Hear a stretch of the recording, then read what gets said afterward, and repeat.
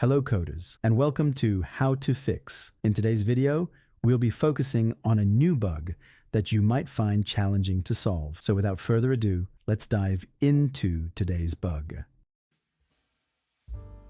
Let's now execute code 1 to generate the error and observe the outcome.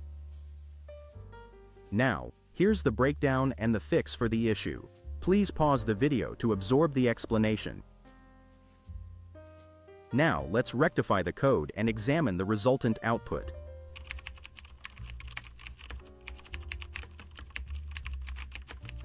And just like that, the code is running smoothly and our output is on point. The bug has been squashed. That wraps up our video for today. If this video was of help, don't hesitate to hit the like button and subscribe to our channel for more programming fix videos. Keep the curiosity alive, keep growing, and happy programming to all.